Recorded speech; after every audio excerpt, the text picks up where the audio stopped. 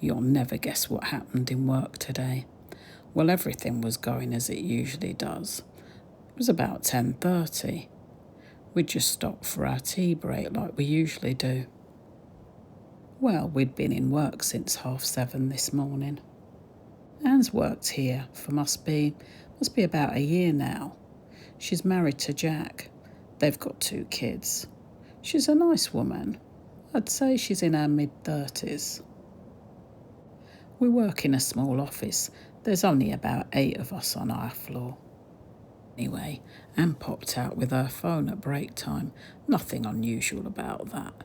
The signal in the office can be a bit iffy at times. Plus, it's not easy to talk privately. Anyway, she came back all red-faced. It was obvious that she'd been crying her eyes out. When Jasmine asked her if she was all right, she could barely get her words out, she was crying so hard. Jasmine was rubbing her back to comfort her, and I got her a glass of cold water. She managed to calm down a bit. Then she said she found out last night that Jack had been having an affair with the next-door neighbour. Well, apparently the neighbour's a stay-at-home mum, and he's been sneaking back home at lunchtime. She caught him going into her flat on the Ring doorbell camera. The neighbour's door is opposite, so she watched Jack knock on her door and then went into the flat. She said the part where he left the flat must have been deleted, but he forgot to delete the part where he arrived. Anyway, she confronted him about it last night. Of course he denied it. But then she showed him the footage. He finally admitted it. Apparently they'd started seeing each other about 6 months ago. He promised Anne that it was over and that he'd have nothing more to do with her. Said it was purely physical. Not exactly what anyone wants to hear, but... Anyway, Anne said she's not having any of it. She told him to pack his things.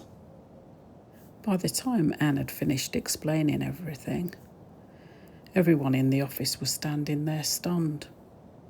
No one knew what to say, really. Just sort of said how sorry what they were. Things settled down a bit, and we all tried to get back to work. But of course there was a bit of a weird atmosphere for the rest of the morning. Then at about lunchtime, it all kicked off again. Jack turned up. He had a huge bouquet of flowers with him. Started begging Anne to give him another chance. Pleading he was. This is in front of the whole office. Telling her that the neighbour meant nothing to him and that he can't believe how stupid he's been.